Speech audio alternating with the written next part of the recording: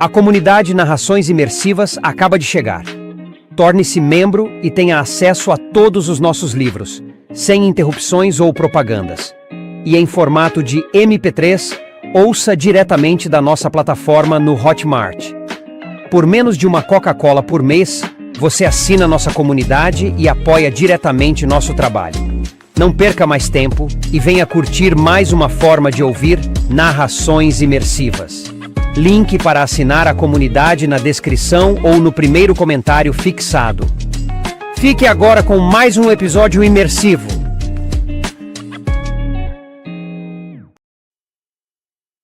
Percy Jackson e os Olimpianos. Escrito por Rick Riordan. Livro 3, A Maldição do Titã. Narração, Danilo Oliveira. Capítulo 14. Tenho um problema de barragem. Na extremidade do depósito de lixo, encontramos um caminhão de reboque tão antigo que bem poderia ter ele mesmo se jogado fora. Mas o motor funcionou e estava com o tanque cheio. Então decidimos pegá-lo emprestado. Foi Talia quem dirigiu. Ela não parecia tão atordoada quanto Zoe, Grover ou eu. Os esqueletos ainda estão por aí, lembrou-nos. Precisamos seguir em frente. Ela nos conduziu pelo deserto, sob um céu azul muito claro. A areia tão brilhante que doía nos olhos. Zoe sentou-se na frente com Talia. Grover e eu nos sentamos na carroceria do caminhão, encostados no guincho. O ar estava fresco e seco, mas o bom tempo parecia um insulto depois de perdermos Bianca. Minha mão fechou-se em torno da pequena figura que custara a vida dela. Eu ainda não sabia nem que Deus era aquele. Nico saberia. Ah, deuses! O que eu ia dizer a Nico? Queria acreditar que Bianca ainda estava viva em algum lugar, mas tinha o pressentimento de que ela se fora para sempre. Devia ter sido eu, afirmei. Era eu quem tinha de ter entrado no gigante. Não diga isso! Grover estava em pânico. Já é ruim o bastante Annabeth ter desaparecido. E agora Bianca. Você acha que eu ia aguentar se... Ele fungou. Você acha que alguém mais seria meu melhor amigo? Ah, Grover... Ele enxugou os olhos com um tecido oleoso que lhe deixou o rosto sujo, como se estivesse usando uma pintura de guerra. Eu estou bem. Mas não estava. Desde o encontro no Novo México, seja lá o que tenha acontecido quando aquele vento selvagem soprou, ele parecia muito frágil, mais emotivo do que de hábito. Eu temia falar com ele sobre isso, pois ele poderia começar a berrar. Pelo menos tem uma coisa boa em se ter um amigo mais descontrolado do que você. Percebi que eu não podia ficar deprimido. Tinha de deixar de lado as lembranças de Bianca e seguir em frente, como Talia estava fazendo. Eu me perguntava sobre o que ela e Zoe estariam conversando na cabine do caminhão. O caminhão-reboque ficou sem gasolina na beira do cânion de um rio. Mas não tinha problema, pois a estrada também terminava ali. Talia saltou e bateu à porta. Imediatamente, um dos pneus estourou. Ótimo! O que mais vai acontecer agora? Observei o horizonte. Não havia muito para se ver. Deserto em todas as direções. Blocos ocasionais de montanhas áridas erguendo-se aqui e ali. O cânion era a única coisa interessante. O rio, propriamente dito, não era muito grande. Tinha talvez uns 50 metros de largura, água verde com algumas cachoeiras, mas abria uma grande cicatriz no deserto. O penhasco despencava abaixo de nós. Tem uma passagem, disse Grover. Podíamos descer até o rio. Tentei ver do que ele estava falando e, por fim, percebi uma minúscula saliência que se insinuava para baixo na face do rochedo. É uma passagem para bodes, disse eu. E daí? Perguntou ele. Nós 3 não somos bodes. Podemos conseguir, insistiu Grover. Eu acho. Pensei na possibilidade. Eu já havia enfrentado penhascos antes, mas não gostava deles. Então olhei para Talia e vi o quanto ela havia empalidecido.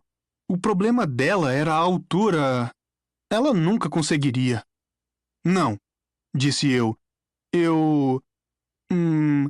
Acho que devíamos subir um pouco mais o rio. Mas, disse Grover. Venham, chamei. Uma caminhada não vai nos fazer mal. Olhei para Talia.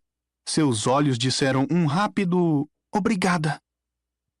Seguimos o rio por cerca de meia hora antes de encontrarmos uma descida mais fácil até a água. À margem, havia um serviço de aluguel de canoas inativo naquela época, mas deixei uma pilha de dracmas de ouro no balcão e um bilhete dizendo: vale 2 canoas. Precisamos subir o rio, afirmou Zoe. Era a primeira vez que eu a ouvia falar desde o ferro velho, e fiquei preocupado por sua voz parecer tão ruim como a de alguém com gripe. As cachoeiras são rápidas demais. Deixem isso comigo, disse, e pusemos as canoas na água. Talia me puxou de lado quando estávamos pegando os remos. Obrigada pelo que fez lá atrás. Não há de quê. Você pode mesmo... Ela fez um gesto com a cabeça na direção das cachoeiras. Você sabe. Acho que sim. Em geral, sou bom na água. Você levaria Zoe? Perguntou ela. Eu acho... talvez você possa falar com ela. Ela não vai gostar disso. Por favor. Não sei se suporto ficar na mesma canoa que ela. Ela está começando a me preocupar. Aquela era a última coisa que eu queria fazer, mas concordei. Os ombros de Talia relaxaram. Te devo 1, 2, 1,5, disse ela. Então sorriu e, por um segundo, lembrei que, no fundo, eu gostava dela quando não estava gritando comigo. Ela virou-se e ajudou Grover a colocar a canoa na água. No fim das contas, nem tive de controlar a correnteza. Assim que entramos no rio, olhei sobre a borda do barco e deparei com 2 náiades me olhando. Elas pareciam adolescentes comuns, do tipo que se vê em qualquer shopping center, só que estavam debaixo d'água. Ei, eu disse. Elas fizeram um som borbulhante que pode ter sido uma risadinha. Eu não tinha certeza. Tinha dificuldade em entender as náiades. Estamos subindo o rio, eu lhes disse. Vocês acham que poderiam... Antes que eu pudesse concluir, cada náiade escolheu uma canoa e começou a nos empurrar rio acima. Seguíamos tão depressa que Grover caiu na sua canoa com os cascos para cima. Odeio as náiades, grunhiu Zoe. Um jato de água subiu da polpa do barco e a atingiu no rosto. Demônios! Zoe levou a mão ao arco. Ei, interferi. Elas só estão brincando. Malditos espíritos das águas! Eles nunca me perdoaram. Perdoar você por quê? Ela tornou a pendurar o arco nas costas. Foi há muito tempo. Deixe para lá. Aceleramos rio acima, os penhascos avultuando-se de ambos os lados. O que aconteceu com Bianca não foi culpa sua, disse a ela. Foi minha culpa. Eu a deixei ir. Imaginei que isso daria a Zoe uma desculpa para começar a gritar comigo. Pelo menos isso a sacudiria e a tiraria da depressão. Em vez disso, seus ombros se curvaram. Não, Percy. Eu a forcei a participar da busca. Eu estava ansiosa demais. Ela era uma meio-sangue poderosa. E também tinha um coração generoso. Eu pensei que ela seria a próxima tenente. Mas você é a tenente. Ela agarrou a correia de seu cesto de flechas. Parecia mais cansada do que eu jamais a vira. Nada pode durar para sempre, Percy. Há mais de 2000 anos eu conduzo a caçada, e minha sabedoria não aumentou. Agora, a própria Ártemis se encontra em perigo. Olhe, você não pode se culpar por isso. Se eu tivesse insistido em ir com ela... Você acha que poderia ter enfrentado algo tão poderoso que foi capaz de sequestrar Ártemis? Não há nada que você pudesse fazer. Zoe não respondeu. Os penhascos ao longo do rio estavam ficando mais altos. Sombras compridas atravessavam as águas, tornando-as bem mais frias, mesmo com o dia ensolarado. Sem pensar no que fazia, tirei contra-corrente do bolso.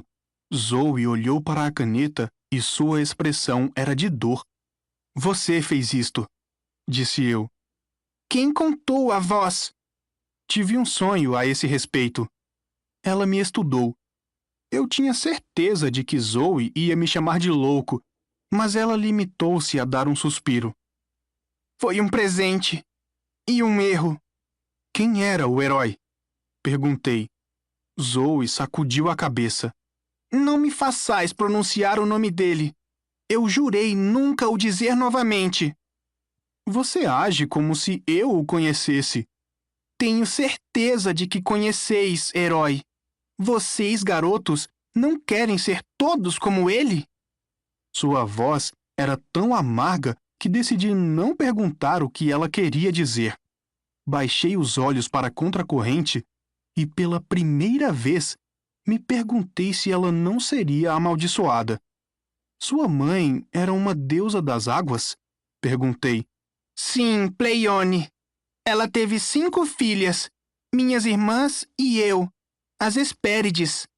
Essas foram as garotas que viviam num jardim nos confins do ocidente, com a macieira de ouro e um dragão que a guardava. Sim, disse Zoe melancólica. Ladon. Mas não eram só 4 irmãs? Agora são. Eu fui exilada, esquecida, apagada como se nunca tivesse existido. Por quê? Zoe apontou para minha caneta. Porque traí minha família e ajudei um herói. Você também não vai encontrar isso na lenda. Ele nunca falou de mim. Depois que seu ataque a Ladon fracassou, eu lhe dei a ideia de como roubar as maçãs, como enganar meu pai. Mas ele levou todo o crédito. Mas... Glub glub. A náiade falou em minha mente. A canoa foi desacelerando. Olhei à frente e vi o porquê. Ali era o ponto máximo a que podiam nos levar. O rio estava interrompido. Uma barragem do tamanho de um estádio de futebol erguia-se em nosso caminho. A barragem de Hoover, disse Talia, é imensa. Ficamos na margem do rio, olhando para a curva de concreto que assomava entre os penhascos. Pessoas andavam no alto da barragem, tão minúsculas que pareciam moscas. As náiades haviam partido com um bocado de resmungos. Não em palavras que eu pudesse compreender, mas era óbvio que detestavam aquela barragem que bloqueava seu lindo rio. Nossas canoas flutuaram de volta corrente abaixo, rodopiando no curso dos vertedouros da barragem. 221 metros de altura, disse eu, construída na década de 1930. 35 bilhões de metros cúbicos de água, continuou Talia. Grover suspirou. O maior projeto de engenharia dos Estados Unidos. Zoe nos fitou. Como vós sabeis disso tudo? Annabeth. Expliquei. Ela gostava de arquitetura. Era louca por monumentos, afirmou Talia. Despejava informações em cima da gente o tempo todo. Fungou Grover. Uma chatice. Queria que ela estivesse aqui, disse eu. Os outros assentiram. Zoe ainda nos olhava de modo estranho, mas eu não ligava. Parecia a ironia de um destino cruel que tivéssemos ido à barragem de Hoover, um dos monumentos favoritos de Annabeth, e ela não estivesse ali para vê-la. Devíamos ir até lá em cima, propus. Por ela. Só para dizer que viemos. Vós sois louco, concluiu Zoe. Mas, de qualquer forma, é lá que está a estrada. Ela apontou para um imenso estacionamento perto do topo da barragem. Então, lá vamos nós, agir como turistas. Tivemos de andar por quase 1 hora antes de encontrar uma passagem que levasse à estrada. Ela surgiu no lado direito do rio. Então, caminhamos em direção à barragem. Estava frio e ventava muito lá no alto. De um lado, um grande lago se estendia, rodeado por montanhas desertas e áridas. Do outro lado, a represa, como a rampa de skate mais perigosa do mundo, despencava no rio 220 metros abaixo, despejando a água que turbilhonava das saídas da barragem. Talia caminhava no meio da estrada, distante das beiradas. Grover ia farejando o vento, parecendo nervoso. Ele não dizia nada, mas eu sabia que farejava monstros. A que distância estão? Perguntei-lhe. Ele sacudiu a cabeça. Talvez não muito perto. O vento na represa, o deserto à nossa volta. O cheiro pode viajar provavelmente por quilômetros, mas está vindo de várias direções. Não gosto disso. Nem eu tampouco. Já era quarta-feira. Faltavam apenas 2 dias para o solstício de inverno e ainda tínhamos um longo caminho a vencer. Não precisávamos de nenhum outro monstro. Tem uma lanchonete no centro de visitantes, disse Talia. Você já esteve aqui antes? Perguntei. Uma vez, para ver os guardiães. Ela apontou para a extremidade oposta da represa. Esculpida na parede do penhasco, havia uma pequena praça com 2 grandes estátuas de bronze. Pareciam estatuetas do Oscar com asas. Foram dedicadas a Zeus quando a represa foi construída, afirmou Talia. Um presente de Atena. Havia turistas aglomerados em torno delas. Pareciam olhar os pés das estátuas. O que estão fazendo? Perguntei. Esfregando a mão nos dedos dos pés, explicou Talia. Eles acham que dá sorte. Por quê? Ela sacudiu negativamente a cabeça.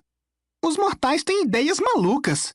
Eles não sabem que as estátuas são dedicadas a Zeus, mas sabem que há algo de especial nelas. Quando esteve aqui, elas falaram com você ou algo do gênero? A expressão de Talia tornou-se sombria. Percebi que ela estivera ali antes, desejando exatamente isso. Algum sinal de seu pai. Alguma conexão. Não. Elas não fazem nada. São apenas grandes estátuas de metal. Pensei na última grande estátua de metal que havíamos encontrado, e que o encontro não havia corrido nada bem. Mas resolvi não tocar no assunto. Vamos procurar a droga da lanchonete, disse Zoe inesperadamente. É melhor comer enquanto podemos.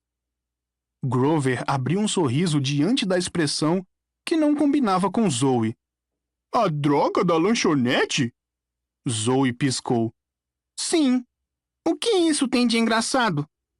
Nada, respondeu Grover, tentando manter-se sério.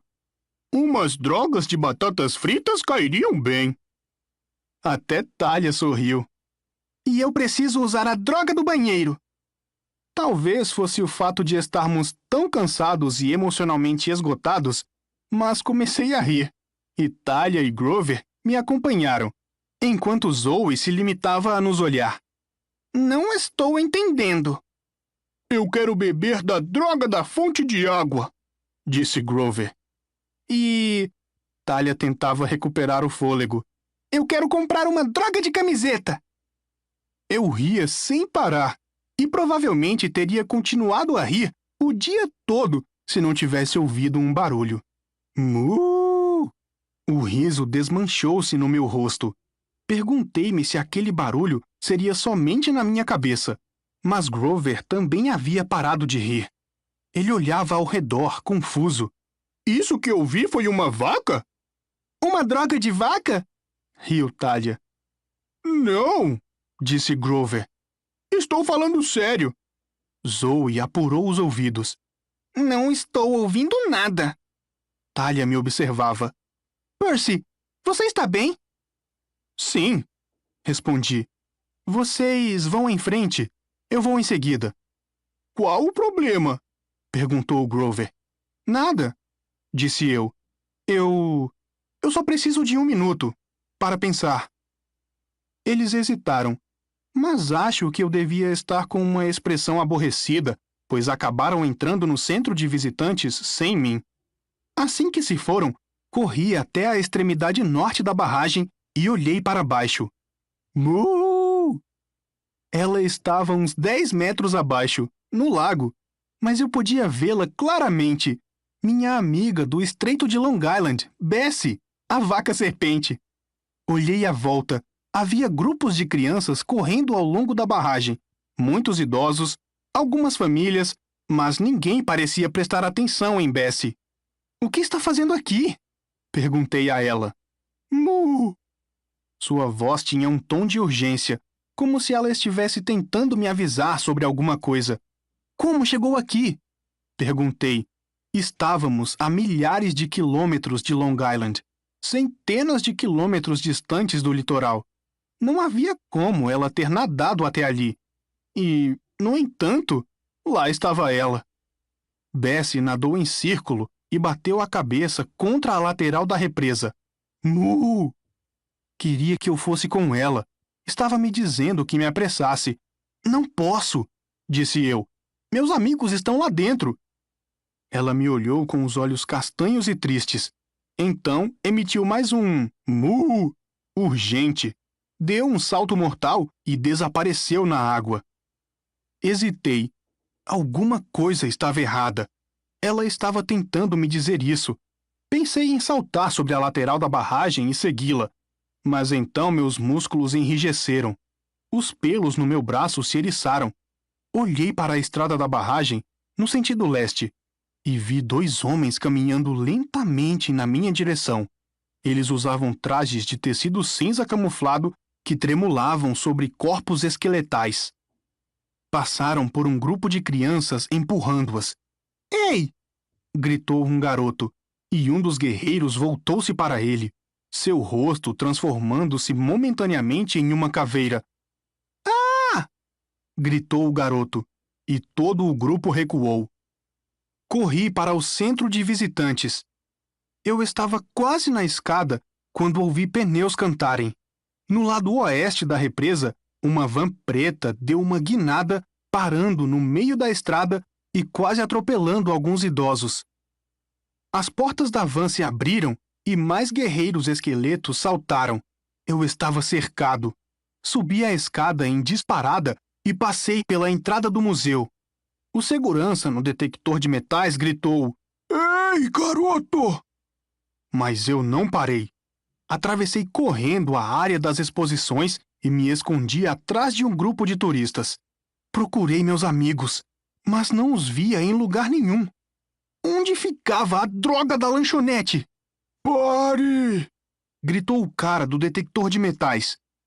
Não havia nenhum lugar para onde ir, a não ser um elevador com o grupo de turistas. Mergulhei lá dentro no momento exato em que a porta se fechava. Vamos descer 213 metros, disse alegremente nossa guia turística, uma funcionária do parque, com cabelos longos e negros puxados para trás em um rabo de cavalo e óculos de lentes coloridas. Acho que ela não havia percebido que eu estava sendo perseguido.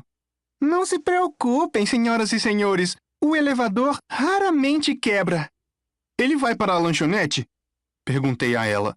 Algumas pessoas atrás de mim riram. A guia olhou para mim. Alguma coisa em seu olhar fez minha pele formigar. Vai para as turbinas, rapazinho, disse a mulher.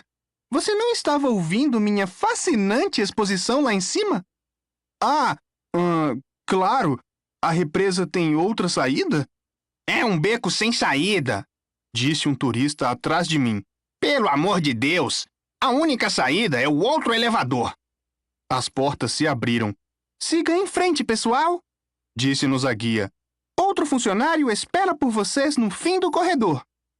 Eu não tinha muita escolha se não sair com o grupo. E, rapaz, chamou a guia. Olhei para trás. Ela havia tirado os óculos. Seus olhos eram surpreendentemente cinza, como nuvens de tempestade. Tem sempre uma saída para aqueles que são espertos o bastante para encontrá-la. As portas se fecharam com a guia ainda lá dentro, deixando-me sozinho.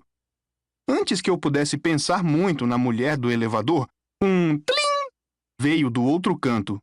O segundo elevador estava se abrindo e eu ouvi um som inconfundível, de dentes de esqueleto castanholando. Corri atrás do grupo de turistas ao longo de um túnel escavado na rocha sólida que parecia estender-se para sempre. As paredes eram úmidas e o ar zumbia com a eletricidade e o rugido da água. Saí numa sacada em forma de U que dava para um imenso galpão. 15 metros abaixo, viam-se turbinas enormes em movimento. Era um espaço muito grande, mas eu não via nenhuma outra saída, a menos que quisesse saltar nas turbinas e ser moído para gerar eletricidade, o que eu não queria. Outro guia falava a um microfone, explicando aos turistas como funcionava o fornecimento de água em Nevada. Rezei para que Talia, Zoe e Grover estivessem bem. Talvez já tivessem sido capturados. Ou talvez estivessem comendo na lanchonete, completamente alheios ao fato de estarmos cercados. E eu, estúpido, havia me encurralado num buraco centenas de metros abaixo da superfície. Contornei a multidão, tentando não chamar muito a atenção. Havia um corredor do outro lado da sacada. Quem sabe não seria um lugar no qual eu pudesse me esconder. Mantive a mão em contracorrente, pronto para lutar. No momento em que alcancei o outro lado da sacada, meus nervos estavam em frangalhos. Recuei, entrando no pequeno corredor e fiquei observando o túnel pelo qual eu viera. Então, bem atrás de mim, ouvi um "tchi" agudo, como a voz de um esqueleto. Sem pensar, destampei contra a corrente e girei o corpo, brandindo minha espada. A garota que eu acabava de tentar cortar ao meio arquejou e deixou cair seu lenço de papel. "Ai, meu Deus!" gritou ela. "Você sempre tenta matar as pessoas quando elas assoam o nariz?" A primeira coisa que passou pela minha cabeça foi que a espada não a havia machucado. Ela havia atravessado seu corpo inofensiva.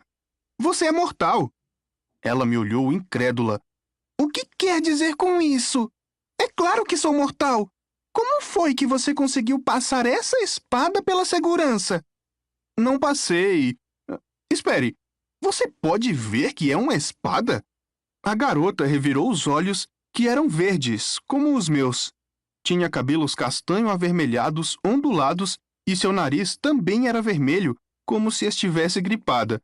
Usava um grande suéter marrom de Harvard e jeans coberto com manchas de hidrocor e furinhos, como se ela passasse o tempo livre espetando-o com um garfo.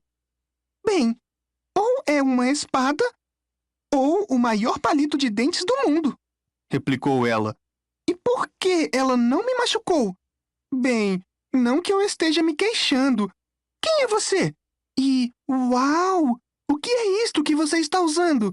É feito de pele de leão?" Ela fazia tantas perguntas e tão rápido que era como se estivesse atirando pedras em mim. Não me ocorria o que dizer. Olhei para minhas mangas para ver se o casaco do leão de Nemeia havia se modificado de alguma maneira, voltando a ser a pele. Mas, para mim, ainda parecia um casaco marrom de inverno. Eu sabia que os guerreiros esqueletos ainda estavam me perseguindo. Não tinha tempo a perder. Mas fiquei ali, olhando a garota ruiva. Então lembrei-me do que Talia havia feito em Westover Hall para enganar os professores. Talvez eu pudesse manipular a névoa.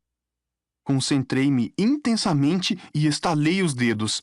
"Você não está vendo uma espada", disse eu à garota. "É só uma caneta esferográfica." Ela piscou.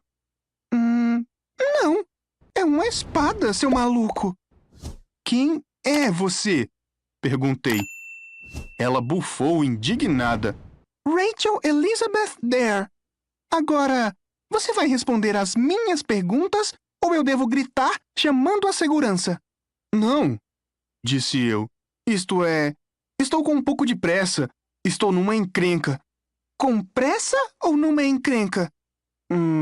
Os dois. Ela olhou sobre meu ombro e seus olhos se arregalaram. Banheiro! O quê? Banheiro! Atrás de mim! Agora! Não sei por quê, mas obedeci. Deslizei para dentro do banheiro masculino e deixei Rachel Elizabeth Dare lá fora. Mais tarde, aquilo me pareceu covardia. Também tenho certeza de que salvou minha vida. Ouvi os sons retinidos e sibilantes dos esqueletos quando se aproximaram. Meus dedos apertaram-se em torno de contracorrente. O que eu estava pensando? Deixara uma garota lá fora para morrer. Estava me preparando para sair e lutar quando Rachel Elizabeth Dare começou a falar daquele seu jeito metralhadora. Ah, meu Deus! Vocês viram aquele garoto? Já não era mais sem tempo de vocês chegarem aqui. Ele tentou me matar. Ele tinha uma espada. Pelo amor de Deus! Como é que vocês, seguranças, deixam um lunático brandindo uma espada entrar em um monumento nacional? Puxa vida! Ele foi correndo por ali, na direção daquelas turbinas. Acho que pela lateral. Ou talvez tenha caído. Os esqueletos retiniram excitados, então ouvi que se afastavam. Rachel abriu a porta. Área limpa, mas é melhor você correr. Ela parecia abalada. Seu rosto estava cinza e suado. Espiei pela esquina. 3 guerreiros esqueletos corriam em direção ao outro lado da sacada. O caminho para o elevador estava livre por alguns segundos. Te devo essa, Rachel Elizabeth Dare. O que são aquelas coisas? Perguntou ela. Pareciam... esqueletos? Ela assentiu, desconfortável. Faça um favor a si mesma. Pedi. Esqueça isso. Esqueça que me viu. Esquecer que você tentou me matar? É, isso também. Mas quem é você? Percy... Comecei a dizer. Então os esqueletos deram meia volta. Tenho de ir. Que espécie de nome é Percy Tenho de ir? Disparei para a saída. O café estava lotado de garotos desfrutando da melhor parte da excursão, o almoço. Talia, Zoe e Grover estavam sentados diante de sua comida. Precisamos partir, arquejei. Agora! Mas acabamos de pegar nossos burritos, disse Talia. Zoe se levantou, murmurando uma praga em grego antigo. Ele tem razão. Olhem! As janelas do café percorriam todo o andar de observação, o que nos dava uma linda vista panorâmica do exército de esqueletos que viera nos matar. Contei 2 no lado leste da estrada, bloqueando o caminho para o Arizona. 3 mais a oeste, guardando Nevada. Todos armados com cacetetes e pistolas.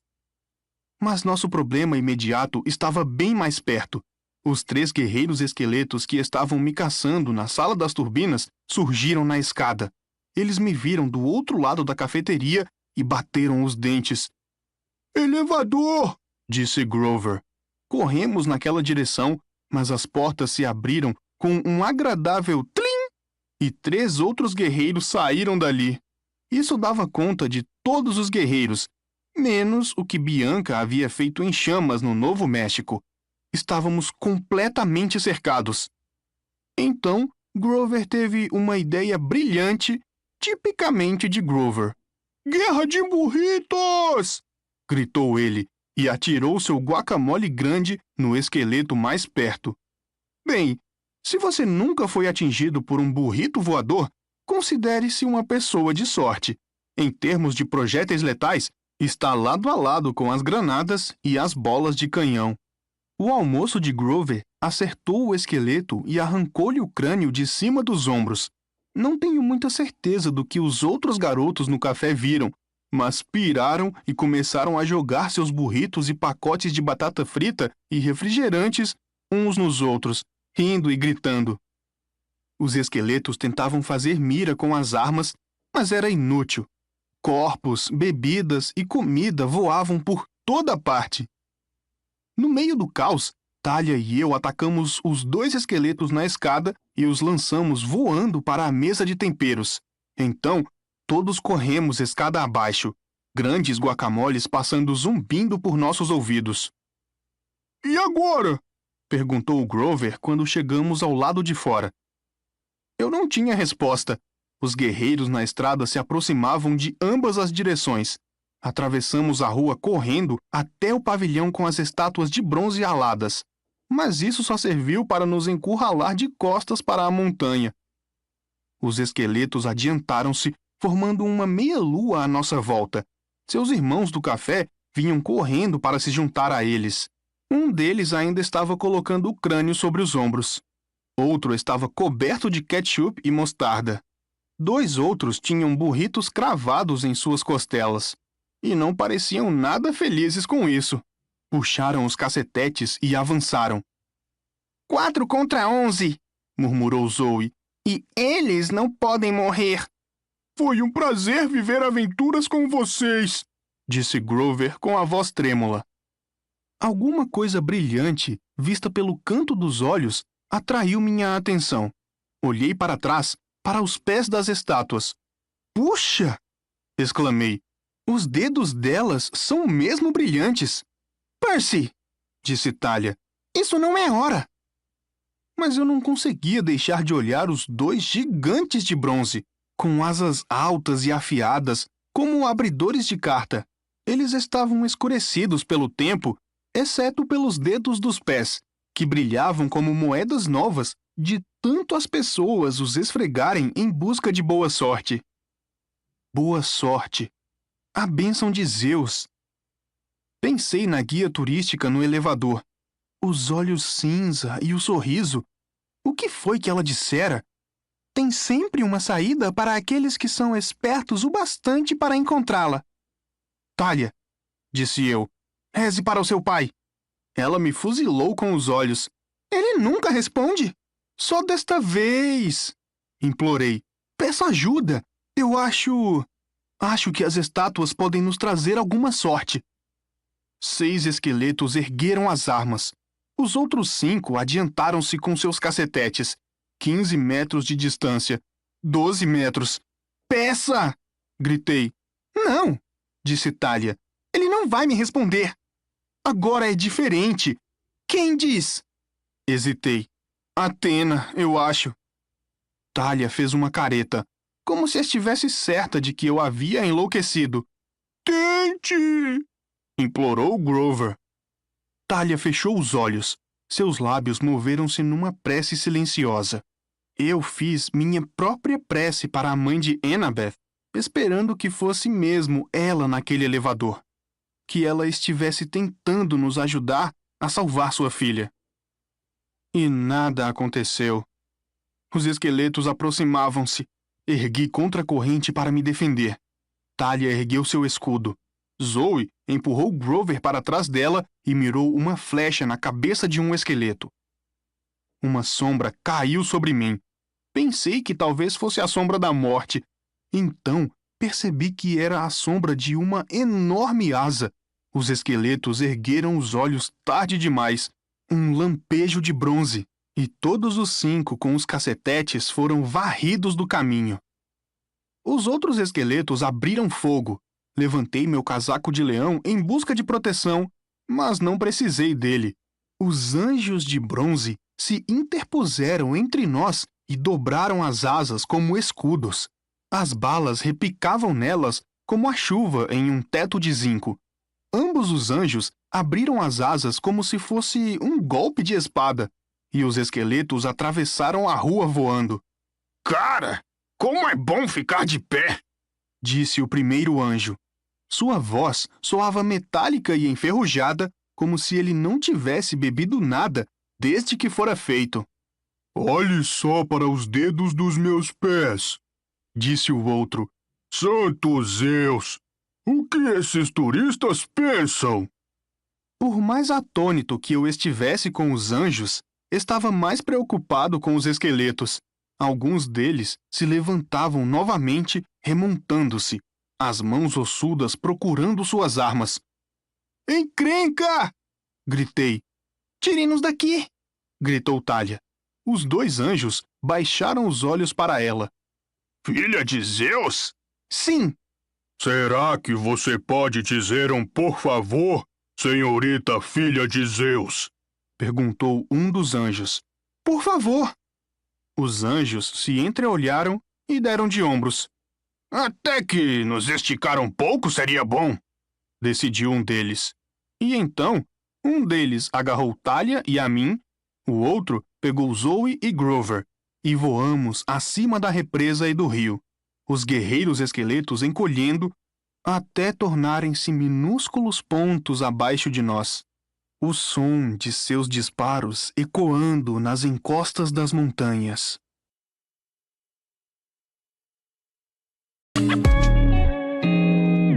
O canal Narrações Imersivas agradece por ter ouvido mais um episódio conosco. Acompanhe nossa página no Instagram e fique por dentro de todas as novidades do canal. E se você vê valor nesse projeto, considere apoiá-lo. Faça parte da nossa comunidade no Hotmart. Até a próxima com mais uma narração imersiva.